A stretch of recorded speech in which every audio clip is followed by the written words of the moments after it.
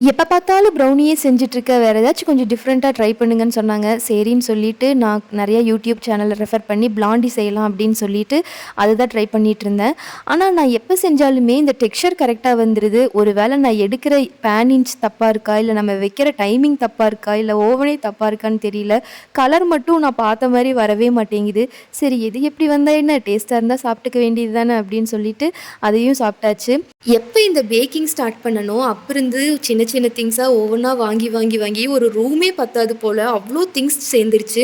இந்த chocolate mould மட்டும் வேற ஒரு பாக்ஸ்ல போட்டு க்ளோஸ் பண்ணி வச்சுட்டேன். இந்த பேக்கிங் திங்ஸுக்கு எல்லாமே வந்து செப்பரேட்டா ஒரு கப்போர்டு வாங்கியிருந்தேன். நம்ம தான் ஃபிக்ஸ் பண்ற மாரி இருந்துச்சு. மீஷோல தான் வாங்கியிருந்தேன். ரொம்ப வொர்த்தான ஒரு ப்ராடக்ட் தான். அவ்ளோ சூப்பரான ஒரு குவாலிட்டில தான் இருந்துச்சு. பேக்கிங் திங்ஸ் எல்லாமே இந்த கப்போர்டுக்குள்ள செட் பண்ணி வச்சுட்டேன். இந்த கப்போர்ட் செட் பண்றதுக்குன்னே ஃப்ரிட்ஜ் பக்கத்துல ஒரு சின்னதா இடம் இருந்துச்சு. அதுல அழகா கொண்டு போய் ஃபிக்ஸ் பண்ணி வச்சுட்டு, அது மண்ட மேல ஒரு செடியும் வச்சுட்டேன். பார்க்க அழகா இருந்துச்சு.